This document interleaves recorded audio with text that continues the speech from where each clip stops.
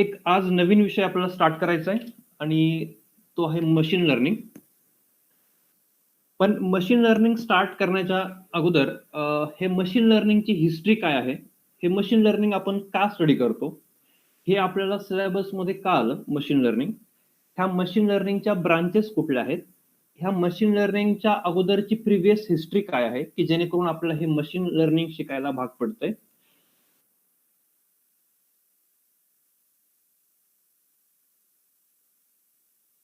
कुणामुळे आलं, तर हे सगळ्यात पहिल्यांदा सांगायचं मला, की हे मशीन लर्निंग कुणामुळे आलं.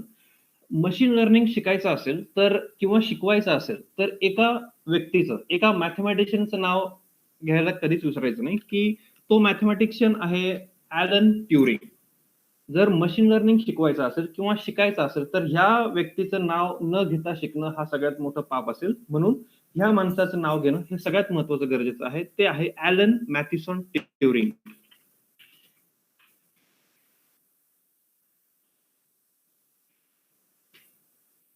is known as this Alan Matheson Turing is known as the father of computer science. Is also known as the father of computer modern computer.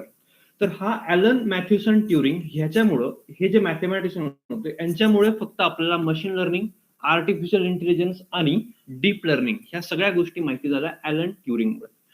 मग हा जो ॲलन ट्युरिंग आहे 1912 चा बर्थ डेट 1912, 1912ला जन्म झाला हा ट्युरिंगचा. पण ह्या 1912 आणि 1954 ह्या काळामध्ये 1950 साली किंवा 1945 ते 1950च्या साली त्या ट्युरिंगला अनेक प्रश्न पडले. मग प्रश्न कुठले कुठले पडले, की नॉर्मल माणसाला जसे प्रश्न पडतात, की आपण नवीन इनोव्हेशन काय करू शकतो, तर तसेच प्रश्न त्याला पडले. फक्त त्याने ते इम्प्लिमेंट केले, त्याच्यावरती वर्क केलं, त्याच्यावरती खूप हार्डवर्क केलं आणि त्याने नंतर मशीन लर्निंग मध्ये एंटर केलं.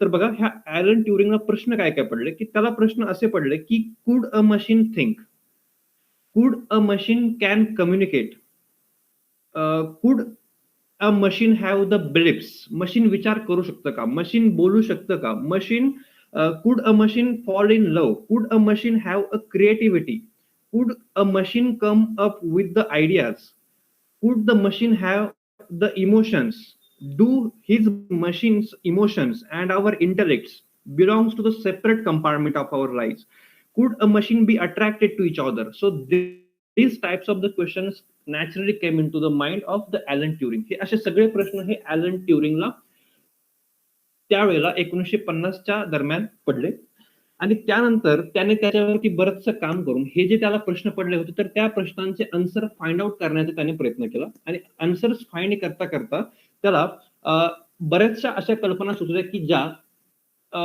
त्याच्या गव्हर्नमेंटला, बऱ्याचशा त्या गव्हर्नमेंटला, तिथल्या पॉलिटिशियन्सला बऱ्याचशा त्या कामं आल्या. मग त्या कशा कामं आल्या बघा, की सेकंड वर्ल्ड वॉर चालू होतं त्यावेळेला 1950च्या अराउंड. सेकंड वर्ल्ड वॉरच्या वेळेला एक एनिग्मा नावाची मशीन होती. Enigma, the name of the machine it is called as the Enigma. It is specially for the German ciphers machine Enigma. Enigma, this is the name of the machine Enigma. आता हे Enigma machine इतकं powerful होतं, की ह्याच्यामध्ये infinite number of operations, iterations होते आणि ह्या मशीनचा कोड ब्रेक करणं हे खूपच डिफिकल्ट टास्क होतं त्या 1950च्या अराउंड.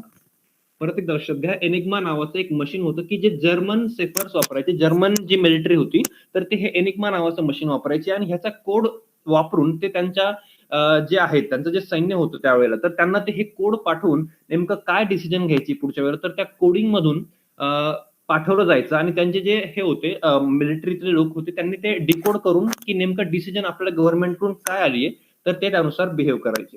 तर मग हे एनिग्मा मशीन त्यांच्याकडून वापरलं जायचं. मग प्रश्न असा होता, की ह्या एनिग्मा मशीनचा कोड ब्रेक कसा करायचा, राईट? एनिग्मा मशीनचा कोड कसा ब्रेक करायचा आणि हे कोडचा मशीनचा कोड ब्रेक करणं हे खूपच चॅलेंजिंग काम त्यावेळेला होतं.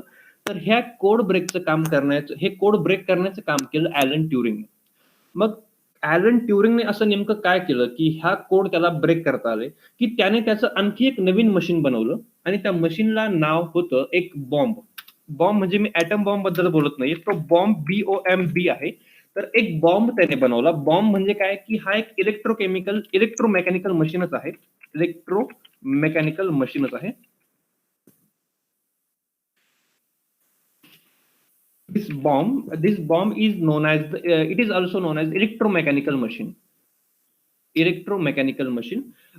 जसे की मेकॅनिकल कंपनीमध्ये, मेकॅनिकल इंजिनिअरिंगच्या कंपनीमध्ये अनेक प्रकारचे बॉम्ब असतात, पण ते it is depend on the situation, it is depend on the particular field of industry. तर हे त्यावेळेला त्याने एक बॉम्ब बनवला, इलेक्ट्रोमेकॅनिकल मशीन बनवलं. कुणी बनवलं? ट्युरिंगने बनवलं. हे कशासाठी बनवलं? एनिग्माचा कोड ब्रेक करण्यासाठी.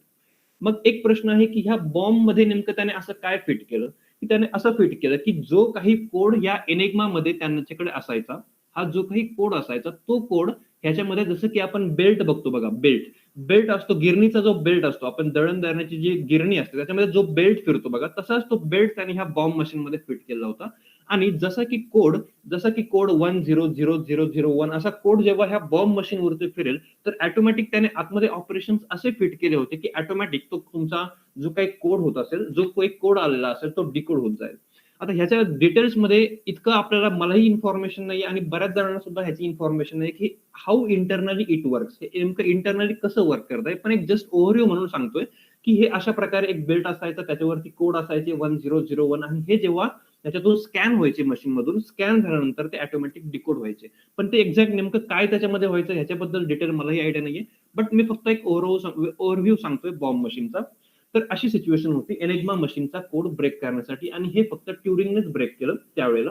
तर हे ट्युरिंगने ब्रेक केल्यानंतर ह्या ट्युरिंगच्या गव्हर्नमेंटला ह्याचा खूप फायदा झाला, की जे वर्ल्ड वॉर 2 होतं ते जिंकण्यासाठी त्यांना फायदा झाला, की कारण सगळ्यात सिक्रेट कोड जे होते तर त्यांना हे माहिती झाले, हे जे सिक्रेट कोड जे होते सगळे, तर ते त्या गव्हर्नमेंटला माहिती झाले. मग माहिती झाल्यानंतर त्यांना डिसिजन घेता आली की पुढे काय करायचं.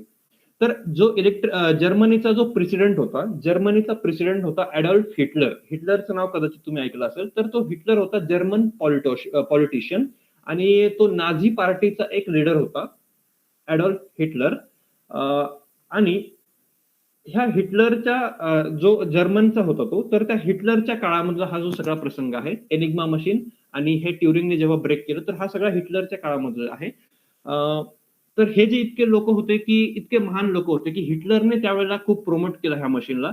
त्यानंतर ट्युरिंगने सुद्धा मशीनला प्रमोट केलं, हे मशीनला खूप स्टडी केला. तर इतके महान लोक त्यावेळेला होते, पण त्या लोकांनी सुसाईड का केला, हे ह्याचं कारण खूप ऐकण्यासारखं आहे, की ह्या ऍडॉल्फ हिटलरने स्वतःची सुसाईड केली. त्याची सुसाईड जी आहे ती गन शॉटने त्याने सुसाईड केली, आणि हिटलरने पण सुसाईड केली सायनाईडचं औषध घेऊन. पण ह्या लोकांनी सुसाईड का केली ह्याचे रिझन्स तुम्ही बघू शकता नेटवरती. तर असा काही इतिहास आहे.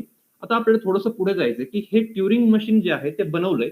पण ह्या ट्युरिंग मशीन विषयी तुम्हाला जर आणखी काही डिटेल्स पाहिजे असतील, आणखी काही जर इन्फॉर्मेशन पाहिजे असेल, तर तुम्हाला एका बुकचं नाव सांगतो. ते बुक अवश्य डाउनलोड करा, आणि हे बुक माहिती असणं गरजेचं आहे. आणि हे जर computer science, as a data science expert, as a machine learning expert, हे नावं तुम्हाला माहिती पाहिजेत. Alan Turing. The name of the book, it is called as the Alan Turing and the Enigma. The Enigma. Alan Turing, The Enigma, and this was written by the Andrew Hodges. This was written by Andrew Hodges.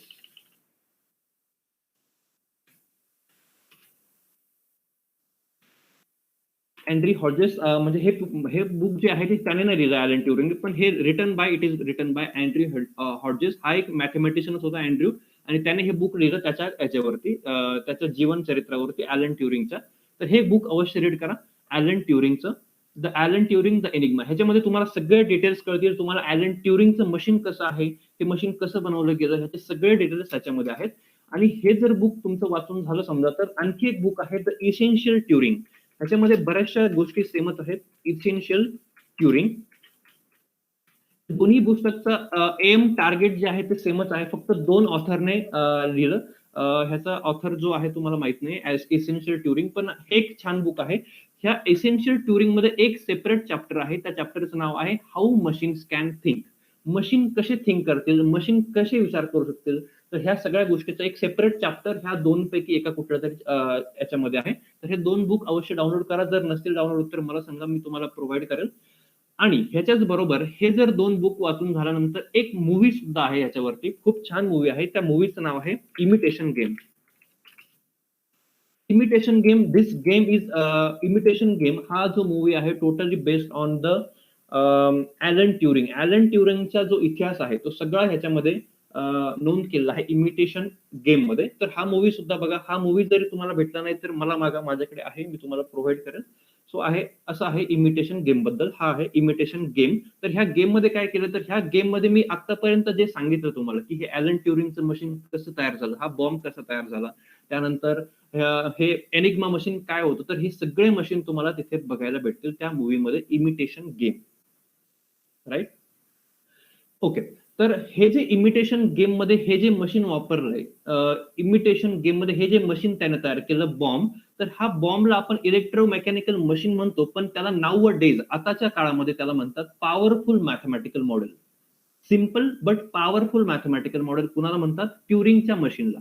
Turing machine, that bomb is also known as Turing machine, also known as electromechanical machine, is also known as powerful mathematical model for decoding the code, decoding the secret code. So this is all about the history. आता थोडीशी आणखीन history आपण ह्याच्याबद्दल बघूयात की machine लर्निंगकडे आपण हळूहळू जाऊयात. मी मशीन लर्निंगला डायरेक्ट एंटर करत नाही की मशीन लर्निंग काय आहे आणि कसं आहे, तर थोडंसं मी हिस्ट्रीमध्ये जाऊन जाऊन हळूहळू आपण एंटर करूयात मशीन लर्निंगमध्ये. तर आणखी हिस्ट्रीमध्ये मला सांगायचं की ॲलन ट्युरिंग, आता हा इमिटेशनचा इमिटेशन जो आहे, इमिटेशन नावाचा एक गेम आहे. राईट. ॲलन ट्युरिंगने 1950ला एक गेम बनवला. ॲलन ट्युरिंगने 1950ला एक गेम बनवला. He design a game called as the Imitation Game. त्याने एक गेम बनवला आणि त्याच गेमचं नाव त्या मूवीला दिलं, that is called as the Imitation game. तर ह्या मूवीमध्ये can machines think like a human, machine आपल्या ह्युमन सारखं थिंकिंग करू शकतो का, तर ह्याच्याबद्दल बरेचसे डिटेल्स त्या मूवीमध्ये आहेत. हे झालं 1950ला त्याने गेम बनवला. त्यानंतर 1952ला काय झालं बघा. 1952ला काय झालं, 1952ला एक आणखी एक मॅथमॅटिशियन आला. तो ऍक्च्युअली मॅथमॅटिशियन नव्हता, तो एक डेव्हलपर होता आणि त्याचं नाव होतं आर्थर सॅम्युअल.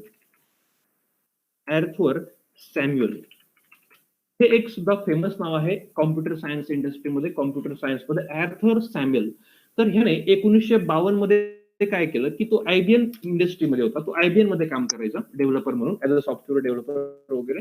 तर 1952 मध्ये आयबीएम कंपनीमध्ये त्याने काय केलं की त्याने सुद्धा एक गेम बनवला. आपण बघा आज फक्त गेम खेळतो, पण त्याने गेम बनवले. राईट. त्यांनी गेम बनवले. ह्याने ट्युरिंगने गेम बनवला इमिटेशन गेम. आर्थर सॅम्युअलने बनवला game that is called as a checker. Checker नावाचा एक गेम बनवला. मला एकदा चेक करू द्या, सगळ्यांना आवाज येतोय व्यवस्थित? हे खूप महत्वाची हिस्ट्री आहे. आवाज येतोय सगळ्यांना? हो सर. ओके. आता आयबीएम कंपनीमध्ये काम करत असताना आर्थर सॅम्युअलने काय केलं की चेकर नावाचा एक गेम बनवला. पण त्या चेकर गेमचं एक वैशिष्ट्य असं होतं की तो सेल्फ लर्निंग गेम होता. सेल्फ लर्निंगचा मिनिंग सांगतो मी. सेल्फ लर्निंग गेम होता म्हणजे काय की मशीन, तो जो गेम होता तो ऑटोमॅटिकली स्वतःकडूनच शिकतो, स्वतःच डिसिजन त्याच्यामध्ये घ्यायचा. फॉर एक्झाम्पल तुम्ही काही गेम खेळत असता तर त्याच्यामध्ये बऱ्याचशा डिसिजन ऑटोमॅटिकली घेतले जातात. फॉर एक्झाम्पल तुम्ही व्हाईस सिटी नावाचा जर कधी गेम खेळला असता तर त्याच्यामध्ये ते ऑटोमॅटिक डिसिजन, ऑटोमॅटिक जे एनिमी असतात आपले, ते ऑटोमॅटिकली ते डिसिजन घेतात की कुणाच्या मागे जायचं आणि कुणाच्या मागे नाही जायचं. तर हा सेल्फ लर्निंग गेम हा सुरुवातीला बनवला गेला 1952ला. तो चेकर्स नावाचा गेम होता. तर चेकर्स नावाचा गेम सुद्धा तुम्ही नेटवरती बघू शकता की चेकर्स नावाचा गेम नेमका कसा होता. सो हिस्ट्री आता मी पुढे घेऊन चाललोय. 1950ला काय झालं परत एकदा बघा. 1950ला इमिटेशन गेम आला, ट्युरिंगने केला. 1952ला सॅम्युअल नावाच्या डेव्हलपरने चेकर नावाचा गेम तयार केला की जो सेल्फ लर्निंग गेम होता. आणि 1952 नंतर आपण थोडंसं पुढे जाऊयात. 1958ला काय झालं बघा. 1958ला परत एक मॅथमॅटिशियन होता, परत एक कॉम्प्युटर सायंटिस्ट आला, तो होता फ्रँक रोझनवेल्ट. फ्रँक रोझनवेल्ट.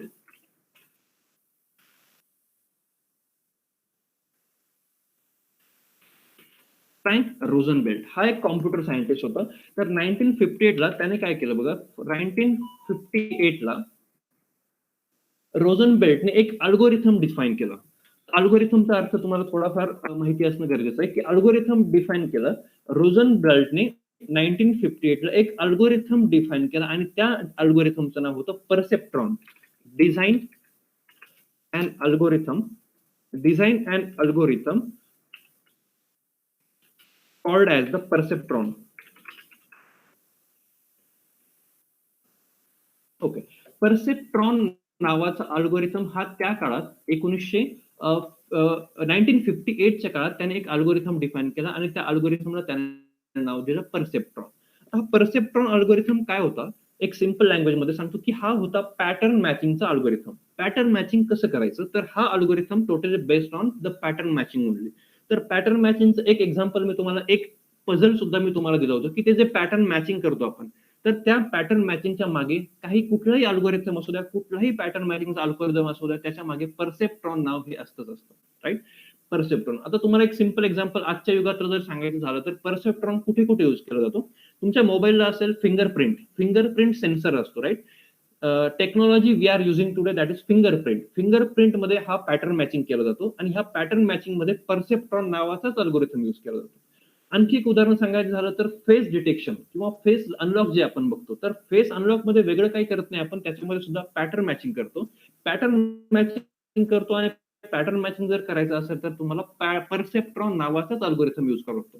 कुठलाही मोबाईलचं फॉर्मेशन चालू असताना, कुठलाही मोबाईलचं तयारी चालू असताना, मोबाईल तयार करत असताना, जेव्हा मोबाईलच्या इंडस्ट्रीमध्ये फॉर्मेशन चालू असतं मोबाईलचं, तर त्यावेळेला त्याच्या सॉफ्टवेअरमध्ये परसेप्ट्रॉन नावाचं एक अल्गोरिथम ऑलरेडी फिट केलेला असतो. आपण फक्त फिंगरप्रिंट सेन्सर वापरतो, फेस डिटेक्शन, फेस अनलॉक वापरतो, पण त्याच्या मागे हे सगळं चालू असतो की परसेप्ट्रॉन अल्गोरिथम हा वर्क होत असतो त्या फिंगरप्रिंट सेन्सरच्या मागे, पण तो आपल्याला दिसत नाही. हे सगळं झालं 1958 मध्ये, राईट? हा परसेप्ट्रॉन अल्गोरिथम आला 1958 मध्ये. हे 1958 मध्ये पुढे गेल्यानंतर 1979 ला काय झालं बघा. 1979 ला की स्टॅनफोर्ड युनिव्हर्सिटीचे काही पीपल एकत्र आले. स्टॅनफोर्ड युनिव्हर्सिटीचे काही रिसर्चर्स, काही कॉम्प्युटर सायंटिस्ट एकत्र आले आणि त्यांनी एक रोबोट तयार केला आणि त्या रोबोटला नाव दिलं स्टॅनफोर्ड कार्ट. काय केलं? 1979 ला काही स्टॅनफोर्ड युनिव्हर्सिटीचे लोक एकत्र आले, रिसर्चर्स एकत्र आले, त्यांनी एक रोबोट तयार केला आणि त्या रोबोटला नाव दिलं Stanford cart. Is the name of one robot. तर ह्या रोबोटचं स्पेसिफिकेशन काय होतं की बघा, रोबोटचं स्पेसिफिकेशन असे होते की तो ऑटोमॅटिकली डिटेक्ट करायचा. काय डिटेक्ट करायचा? ऑब्स्टॅकल डिटेक्ट करायचा. म्हणजे त्याच्या मार्गामध्ये येणारे जे काही ऑब्स्टॅकल होते, तर तो ऑटोमॅटिकली डिटेक्ट करायचा आणि डिटेक्ट करून तो त्याचा स्वतःच त्याची डायरेक्शन चेंज करायचा चालत असताना. तर हा होता Stanford cart, which automatically detects the obstacles and changing his direction immediately after that looking the obstacle. हा रोबोट काम करायचा. रोबोट म्हणतो मी, हा माणूस तर काम करणारच आहे. पुढे जर खड्डा आला किंवा पुढे जर काही अडथळा आला तर आपण ऑटोमॅटिकली बाजूला होतोच, पण हे रोबोट काम करायचं हे त्या काळाला खूप मोठं काम होतं 1979 मध्ये, राईट? तर 1979 मध्ये हा स्टॅनफोर्डचा कार्ड बनवल्यानंतर 1985 ला काय झालं? 1985 ला एक नेटटॉक नावाचा अल्गोरिथम आला, सॉरी एक प्रोग्राम आला, नेटटॉक नावाचा एक अल्गोरिथम आला, एक प्रोग्राम आला. This is the name of the program. NETtalk is a name of the program. Is the name of the program. हा प्रोग्राम होता नेटटॉक. मग प्रोग्राम कशाबद्दलचा होता? तर हा प्रोग्राम होता वर्ड प्रोनाउन्सिएशन बद्दलचा. मग वर्ड प्रोनाउन्सिएशन म्हणजे काय? की वर्ड प्रोनाउन्सिएशन ऑटोमॅटिकली केलं जातं. की फॉर एक्झाम्पल तुम्हाला गुगल असिस्टंट माहिती, राईट? गुगल असिस्टंट माहिती, अलेक्सा सुद्धा माहिती. तर हे जे प्रोग्राम आहे, तर हा नेटटॉकने एक मोटिवेट केलेला हे सगळे प्रोग्राम आहेत, नेटटॉक प्रोग्राम पासून आलेले. की तुम्ही इंग्लिश डिक्शनरीमध्ये जेव्हा सुद्धा बघता, डिक्शनरीमध्ये तुम्हाला एखादं नाव टाकायचं असेल तर तिथे सुद्धा तुम्हाला एक ऍक्सेस मागितला जातो की तुम्ही तोंडी बोलून सुद्धा गुगल असिस्टंटच्या द्वारे सुद्धा सांगू शकता की तो ऑटोमॅटिक वर्ड प्रोनाऊन्स करतो आणि ह्याच्या मागे सगळं क्रेडिट हे जातं नेटटॉकसाठी, राईट? हे नेटटॉक जो होता तो प्रोग्राममुळेच तुम्हाला हे सगळं करता येतंय की तुम्हाला प्रोनाऊन्सिएशन भेटतंय, कुठल्याही वर्डचं प्रोनाऊन्सिएशन भेटतं ह्या नेटटॉक अल्गोरिथममुळे, ह्या नेटटॉक प्रोग्राममुळे. हे सगळं आताच्या काळामध्ये आपण असिस्टंट, गुगल असिस्टंट, अलेक्सा म्हणून वापरतो आणि मशीनला आपण ट्रेन करतो. तर हे झालं सगळं हिस्ट्री बद्दल. मग हिस्ट्रीमध्ये सगळ्यात महत्वाचं नाव विसरायचं नाही, that is Alan Turing. Alan ट्युरिंगचं नाव कधी विसरायचं नाही आणि त्याच्यामुळेच हे मशीन लर्निंग आलं. मशीन लर्निंग आजचे जे कामं सोपे होत आहेत, आपले रिपीटेडली करणारे कामं जे आपले सोपे होत आहेत, तर हे फक्त ह्या ॲलन ट्युरिंगमुळेच होतात. कारण त्यालाच त्यावेळेला प्रश्न असे पडले की can a machine think, can a machine communicate. तर हे सगळे प्रश्न त्याला पडल्यामुळे आपण मशीन लर्निंग, आर्टिफिशियल इंटेलिजन्स ह्या फील्डमध्ये पडतोय. आता मग परत एक प्रश्न पडला असेल, की मग 1950ला जर हे चालू झालं, तर मग 1950लाच मशीन लर्निंग शिकायला का स्टार्ट नाही झालं? आपण आत्ता का शिकतोय? आपण आत्ता 10 वर्ष सुद्धा पूर्वी सुद्धा मशीन लर्निंग इतकं ॲडव्हान्स फील्ड नव्हतं. आता का इतकं ॲडव्हान्स फील्ड झालंय? तर याचं उत्तर खूप सिंपल आहे. ह्याचे मी 2 उत्तर तुम्हाला सांगेल, की हे आत्ता जास्त का प्रमाणात चालू झालं? तर याचं पहिलं आन्सर आहे डेटा सायन्स. तर डेटा सायन्स मग 1952ला जर तुम्ही बघितलं, 1950ला डेटा क्रिएट होण्याचं प्रमाण खूप कमी होतं. 1950ला डेटा डेटा क्रिएट होण्याचं, डेटा फॉर्म होण्याचं प्रमाण हे खूप कमी होतं, की सोर्स कमी होता. सोर्स कशामुळे कमी होतं, की जेव्हा इंटरनेट जास्त वापरलं जात नव्हतं. मग 1950 नंतर आता आपण जे वापरतो 2020ला आता खूप प्रत्येक गोष्ट आपल्याला काही बघायची असेल तर आपण नेटवर बघतो. म्हणजे नेटला विचारतो. मग नेट आपल्याला माहिती देतं. आपण नेटला माहिती देतो. राइट. एक इंटरनेटला आपण इनपुट देतं, आउटपुट आपल्याला इंटरनेट देतं. बऱ्याच वेळेला आपण सुद्धा इनपुट, आउटपुट ॲज अ इंटरनेटला देतो. मग हे जे आहे डेटा वाढण्याचं प्रमाण कधी वाढलं? आताच्या युगामध्ये वाढलं, इंटरनेटच्या काळामध्ये. मग साहजिकच आहे 1950ला इंटरनेट वापरलं जात नव्हतं. तर त्यामुळे साहजिक आहे की डेटा क्रिएट होण्याचं प्रमाण खूपच कमी होतं. राइट. मग 2020ला डेटा डेटा कलेक्ट होण्याचं प्रमाण जास्त वाढलं आणि म्हणून हे आर्टिफिशियल इंटेलिजन्स आणि मशीन लर्निंग ह्या ब्रांचेसला खूप महत्व आलं आणि खूप स्कोप आलं मशीन लर्निंगला. कारण डेटा क्रिएट होतोय, पण त्या डेटाला प्रोसेसिंग कसं करायचं हे टेक्निक्स हे 1950ला नव्हते. कारण साहजिक असं आहे की 1950ला जे कॉम्प्युटर्स होते, ती त्यांची प्रोसेसिंग पॉवर जी आहे ती खूप कमी होती 1950ला. मग 1950ला त्यांची प्रोसेसिंग पॉवर खूप कमी असल्यामुळे ह्या डेटाला हँडल करणं किंवा त्यावेळेला डेटाही असा खूप नव्हता. त्यामुळे इतका काही स्कोप त्यावेळेला आला नाही. मशीन लर्निंगला आणि आर्टिफिशियल इंटेलिजन्स.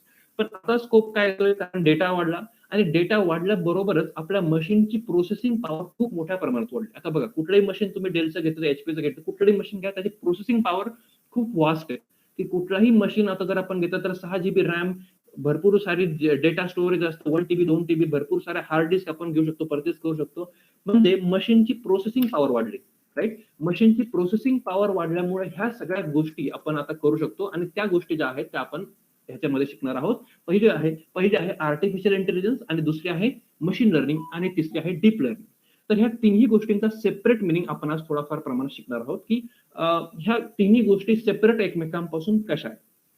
ओके. मग जर डेटा कलेक्शन आता वाढते, डेटा कलेक्शन वाढतंय आजच्या युगामध्ये जर डेटा कलेक्शन वाढतंय, मग मशीन येतं, हे मशीनला डेटा कसा द्यायचा, राइट? मशीनला डेटा कसा करायचा, कसा द्यायचा, की रोबोट जे आहे तुम्हाला रोबोटचे 2-3 मूव्ही तुम्ही बघितले असतील, की रोबोट हा सांगकाम्यासारखं काम करतो. आपण ज्याला ते काम सांगू तो काम करणार. त्याला 1000 वेळा ते काम सांगितलं आपण तो करणार. आपल्याला जर 10+2 ची ॲडिशन करायला लावली तर आपल्याला तीच ॲडिशन 10 वेळा करायला लावली तर आपण खूप बोर होऊ. पण तीच ॲडिशन जर मशीनला तुम्ही सांगितलं तर तो बोर होणार नाही. कारण त्याला फिलिंग्ज नाही. मशीनला फिलिंग्ज नाही.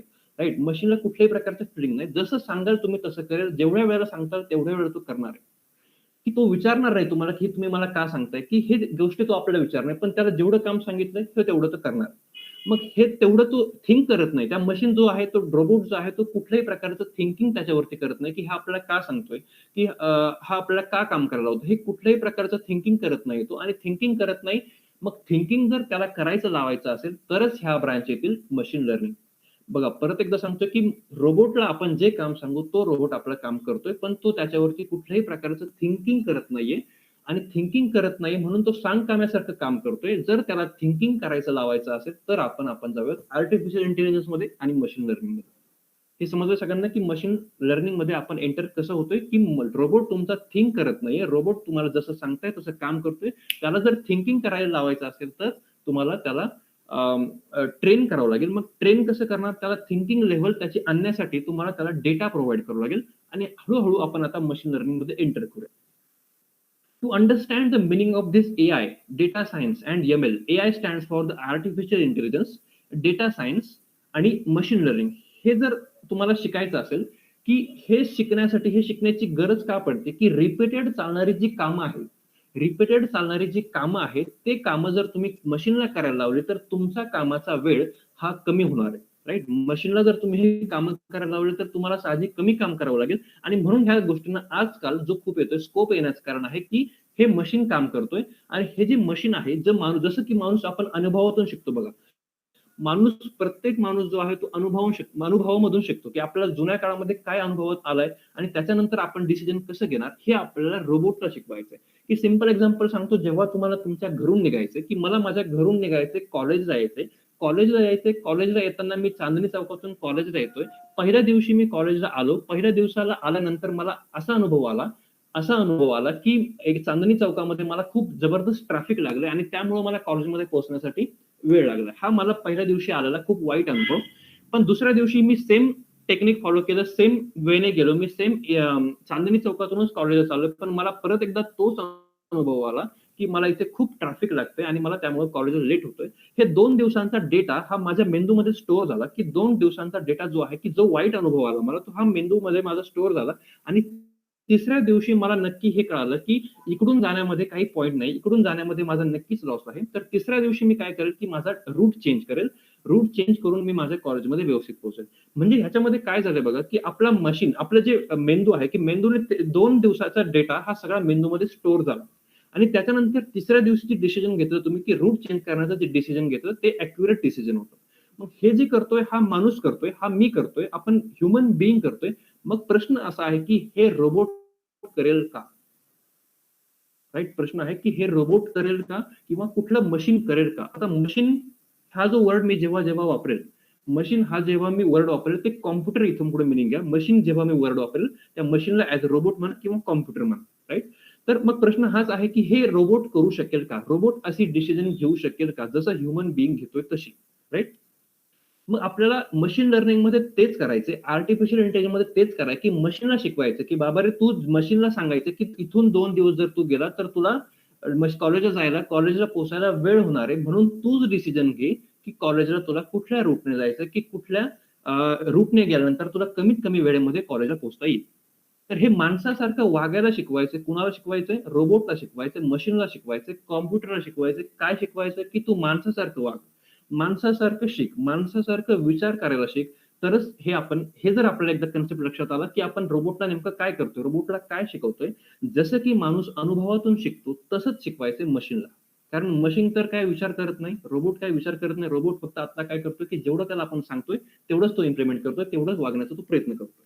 पण हे झालं जुन्या काळातली एक सिच्युएशन. पण आता आपण ॲडव्हान्स फील्डमध्ये जाऊयात. हे मशीनला आपल्याला शिकवायचंय. मशीनला आपल्याला ट्रेन करायचंय. मशीनला आपल्याला विचार करायला शिकवायचंय. आणि हेच फील्ड येते म्हणजे आर्टिफिशियल इंटेलिजन्स आणि मशीन लर्निंग. मग आता एकदा मी आर्टिफिशियल इंटेलिजन्स एकदा वर्ड लिहितो आणि ह्याची थोडीशी डेफिनेशन मध्ये आपण जाऊयात. Artificial intelligence.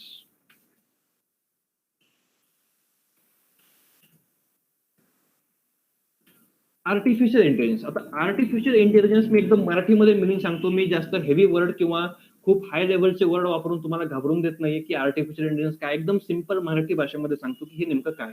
की कारण मराठीमध्ये सांगण्याचं कारण आजचं एकच आहे, की हे खूप वर्ड जे आहेत, हे आर्टिफिशियल इंटेलिजन्स, मशीन लर्निंग आणि डीप लर्निंग हे खूप हेवी वर्ड आहेत तुम्हाला समजण्यासाठी ह्या स्टेजला. आणि हे जर मी तुम्हाला आता आज इंग्लिशमध्ये सांगितलं तर तुम्ही माझं परत कधीच लेक्चर ऐकणार नाही. म्हणून मी तुम्हाला आज हे मराठीमधून सांगतोय. एकदम सोप्या भाषेमध्ये, एकदा समजण्यासारखं, एकदम सिंपल लँग्वेजमध्ये. आणि हे एकदा तुम्हाला मराठीमध्ये कळलं, की उद्या ते परवापासून आपण इंग्लिशमध्ये ह्याला कसं डिफाईन करतात, कसं करतात. हे एकदा आयडिया जर तुमच्या डोक्यामध्ये फिट असेल, तर तुम्ही ह्याला इम्प्लिमेंट करू शकता. ही डेफिनेशन इंग्लिशमध्ये समजून घेण्यासाठी तुम्हाला सिंपल होईल. तर बघा आर्टिफिशियल इंटेलिजन्स काय, की आर्टिफिशियल इंटेलिजन्स आहे, की कॉम्प्युटरला शिकवायचं, की एक्सपिरियन्स मधून शिक. अनुभव घे, अनुभव घे आणि ह्युमन बीइंग सारखं वागायला शिक. हे जे आहे त्याला म्हणतात आर्टिफिशियल इंटेलिजन्स. परत एकदा बघा आर्टिफिशियल इंटेलिजन्स मध्ये काय, की कॉम्प्युटरला शिकवा. कॉम्प्युटरला काय शिकवायचं, की तू अनुभवामधून शिक. माणूस जसा विचार करतोय तू तसं शिक. आणि ह्याच फील्डला म्हणतात आर्टिफिशियल इंटेलिजन्स.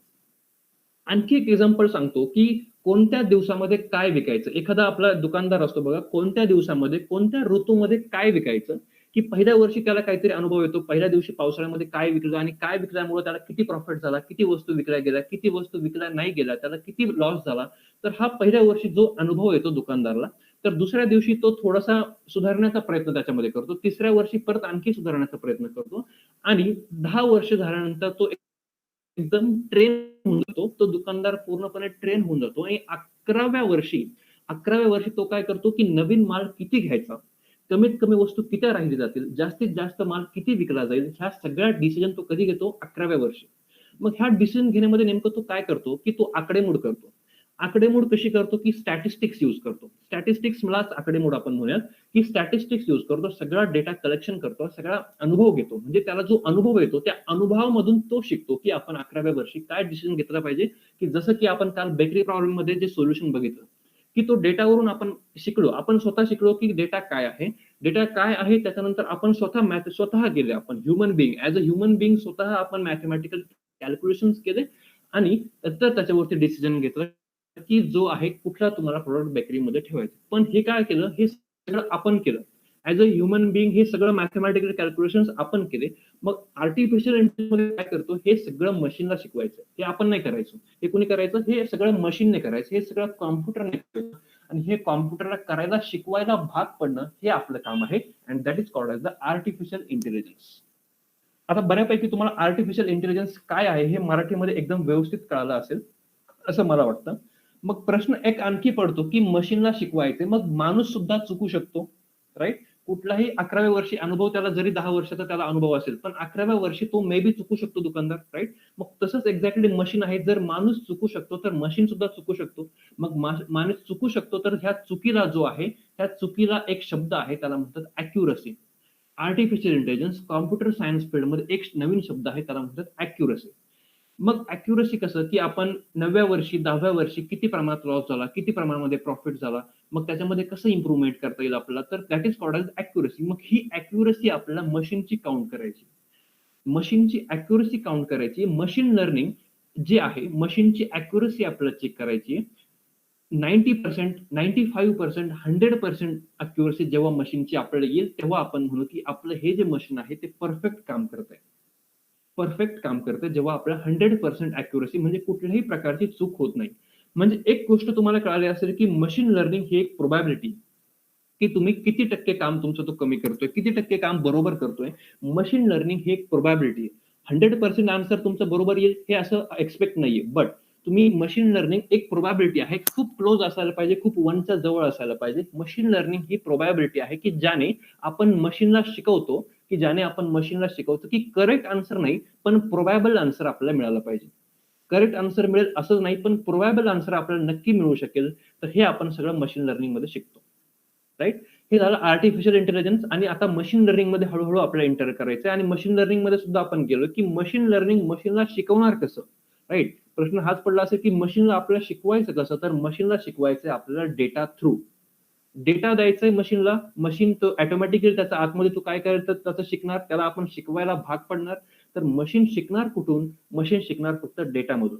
मग अॅक्युरसी जास्तीत जास्त कशी येईल, की जास्तीत जास्त डेटा तुम्ही त्या मशीनला द्या, जास्तीत जास्त अॅक्युरसी तुम्हाला भेटेल. आणि हे सगळं जे काम होतं ते मशीन लर्निंग या फील्डमध्ये आपल्याला बघायचं.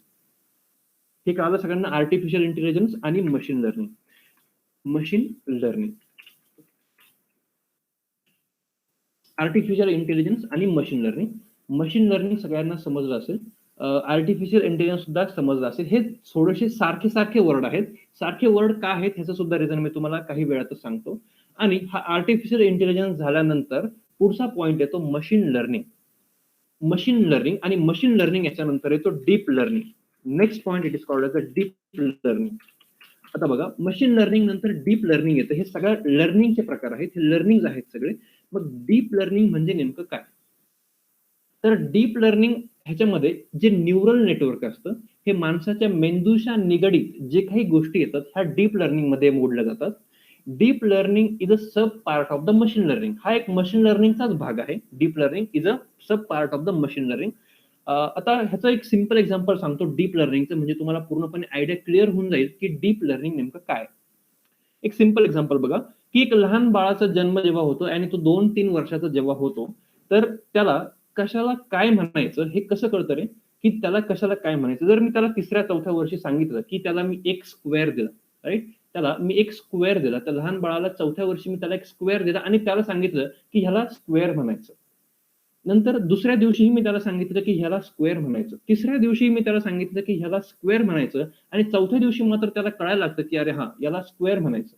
5व्या दिवशी पण त्याला कळतं, अरे हां, याला स्क्वेअर म्हणतात. असं काहीतरी जर फिगर दिसली, जर परपेंडिक्युलर वगैरे, त्याला नाही कळणार परपेंडिक्युलर वगैरे, पण असे काहीतरी जर फिगर असली, अशी काहीतरी डायग्राम असेल, तर त्याला स्क्वेअर म्हणतात. हे लहान बाळाला आपण शिकवतोय. मग 100 दिवसानंतर 2 ते 3 महिन्यानंतर जेव्हा बाहेरचा कोणी व्यक्ती येऊन त्या लहान बाळाला सांगेल, की ह्याला काय म्हणतात, तर तो इमिडिएटली सांगेल, की ह्याला स्क्वेअर म्हणतात. ह्याला रेक्टँगल म्हणतात. काय असेल ते रेक्टँगल म्हणतात, स्क्वेअर म्हणतात, जे काही असेल, जे काही त्याला आपण शिकवलं असेल. म्हणजे ह्याच्यातून काय झालं, त्याला आपण पहिल्यांदा सांगितलं हा रेक्टँगल आहे, दुसऱ्यांदा सांगितलं हा रेक्टँगल आहे आणि अनेक वेळा सांगितलं. नंतर त्याच्या न्यूरॉन्सने माणसाच्या मेंदूमध्ये न्यूरॉन्स असतात बघा. प्रत्येक माणसाच्या मेंदूमध्ये मेंदू हा न्यूरॉन्सचा बनलाय आणि न्यूरॉन्स हे सुरुवातीला जेव्हा बाळाचा जन्म होतो तेव्हा न्यूरॉन्स हे एम्प्टी असतात. आणि हे न्यूरॉन्स हळू-हळू भरले जातात. कशामध्ये? जेव्हा आपण नवीन-नवीन गोष्टी शिकतो, तर हे न्यूरॉन्स ऑटोमॅटिकली त्याच्यामध्ये भरले जातात. तर हे न्यूरॉन्स भरल्यानंतर तो दुसऱ्या महिन्यात, तिसऱ्या महिन्यात कधीही त्याला तुम्ही विचारा, की "this is called as a rectangle, this is called as a square." तर हे न्यूरॉन्समध्ये फिलिंग केलं जातं आणि ह्यालाच म्हणतात न्यूरल नेटवर्क. ह्यालाच म्हणतात न्यूरल नेटवर्क. पण हे झालं नॅचरल न्यूरल नेटवर्क. हे नॅचरली आपल्या मनामध्ये, ह्या लहान बाळाच्या मनामध्ये ह्या सगळ्या गोष्टी नॅचरली जातात. त्याच्या वेळेला बऱ्याचशा बंबार्डिंग त्या लहान बाळाच्या डोक्यावरती करून, बंबार्डिंग करून this is square, this is rectangle, this is rectangle ह्या गोष्टी सगळ्या करून त्याला कळायला लागतं, की हा जो आहे तो रेक्टँगल आहे, हा जो आहे तो स्क्वेअर आहे. पण हे झालं नॅचरल बंबार्डिंग. मग आता हाच प्रश्न, हाच मुद्दा हा कॉम्प्युटर सायन्सच्या फील्डमध्ये लोकांनी, आयटी फील्डच्या इंडस्ट्री लोकांनी उचलला आणि नंतर एक नवीन ब्रांच डिफाईन केली, डीप लर्निंग.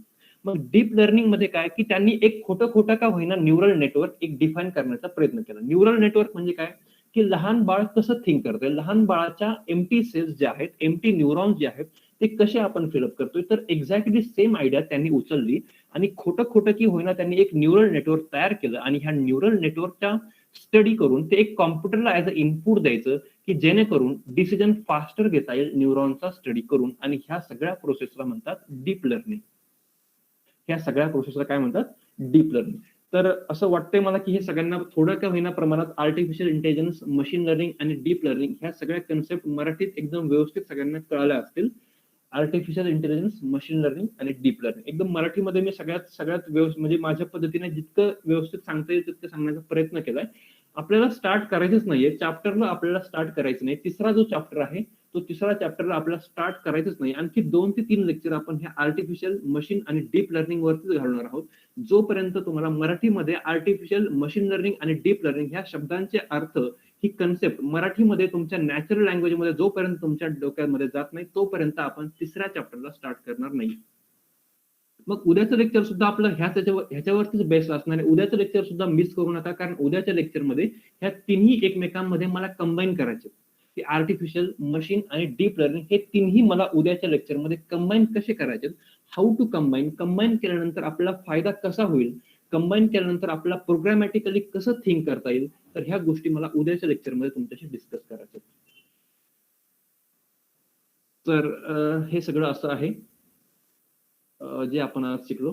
काही क्वेश्चन्स असतील ह्याच्यामध्ये, आर्टिफिशियल, डीप लर्निंग आणि मशीन लर्निंग असतील तर काही विचारा, आणि जरी नसतील तरी उद्याही सुद्धा विचारू शकता. उद्या आपला परत एकदा रिव्हिजन आणि परत एकदा थोडंसं ऍडव्हान्स लेवलकडे जायचंय, की हे आर्टिफिशियल नेमकं वर्क कसं करतं, हे मशीन लर्निंग नेमकं वर्क कसं करतं, डीप लर्निंग नेमकं वर्किंग कसं करतं, हे सुद्धा आपलं आणखी उद्या मराठी लँग्वेज मध्येच बघायचंय. आणि हे सगळं एकदा मराठीमध्ये तुम्हाला फिट झालं तर आपण नवीन चॅप्टरला स्टार्ट करूयात, machine learning as a syllabus oriented.